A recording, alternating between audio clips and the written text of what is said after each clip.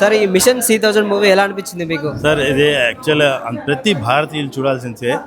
ఇప్పుడు జరుగుతున్న అంటే మన దేశాన్ని అంత సుభిక్షంగా అంత బాగున్న దాన్ని బయట శక్తులు ఎన్నో రకాలుగా ఇబ్బంది పెడుతున్నాయి. సో అటువంటి ఎన్నో ఇబ్బందుల్లోంచి ఒక చిన్న పాయింట్ తీసుకుని ఇలా ఇబ్బంది పెడుతున్నారు అనే ఒక కాన్సెప్ట్ తోటి అతను అల్లుకున్న స్టోరీ చాలా అద్భుతంగా వచ్చింది.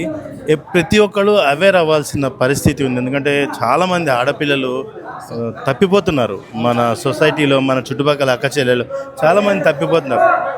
సో వాళ్ళు ఎందుకు తప్పిపోతున్నారు అనేది ఒక చిన్న కాన్సెప్ట్ తోటి తను సినిమా సిస్టర్ సెంటిమెంటు, దాంట్లో ఫాదర్ సెంటిమెంట్ అన్నీ కలగలిపి ఒక మంచి సినిమా యాక్షన్ మూవీ తీసి ఫస్ట్ ఫిలిం తను డైరెక్షన్ చేస్తున్నా, యాక్టింగ్ హీరోగా చేస్తున్నా, ఎక్కడ కూడా మీకు అతను ఇది ఫస్ట్ సినిమా అన్నట్టుగా లేదు అసలు. అంత ఎక్స్పీరియన్స్డ్గా అంత శ్రమపడి దాన్ని చాలా పట్టుదలతో దాన్ని ప్రాణంగా పెట్టుకుని తీసిన సినిమా ఇది. సో నెక్స్ట్ అఖండ భారత్ అనే సబ్జెక్ట్ కూడా తను రెడీ చేసుకున్నాడు. దాన్ని కూడా అందరూ ఆదరిస్తారని కోరుకుంటున్నాను. హిందీ వర్షన్లో నేను ఈ సినిమాకి 3 పాటలు మ్యూజిక్ డైరెక్టర్.